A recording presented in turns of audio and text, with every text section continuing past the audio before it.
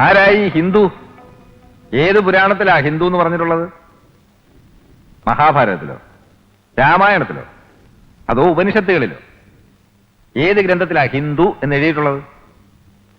നാമൊക്കെ മനുഷ്യരാണെന്നല്ലാതെ നമ്മളൊക്കെ ഹിന്ദുക്കളാണെന്നോ നമ്മുടെ മതം ഹിന്ദുമതമാണെന്നോ വ്യാസനോ വാൽമീകിയോ ഋഷിമാരോ ഉപനിഷത്ത് ആചാര്യന്മാരോ ആരെങ്കിലും പറഞ്ഞിട്ടുണ്ടോ മേന്നെ?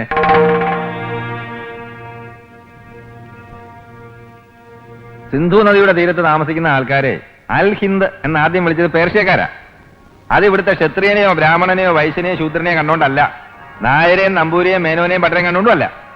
സനാതനധർമ്മം പുലർന്നു കാണണമെന്ന് ആഗ്രഹിച്ചൊരു മഹാസംസ്കാരത്തിന് കാലക്രമത്തിൽ ഹിന്ദുമതം എന്ന പേര് വന്നേ ഉള്ളൂ.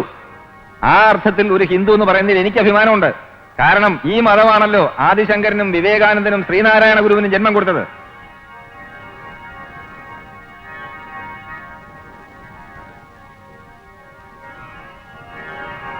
ജീവിക്കാൻ വേണ്ടി ഒരു ഭാഷ പഠിച്ചുകൊണ്ട് ഹിന്ദുത്വമാകെ തകരുമെന്ന് പറയാനും ഒരു മുസൽമാന്റെ വീട്ടിൽ താമസിച്ചുകൊണ്ട് വിശ്വാസമാകെ അശുദ്ധമാകുമെന്ന് പറയാനും ഈശ്വരനെ കൂട്ടുപിടിക്കണ്ട.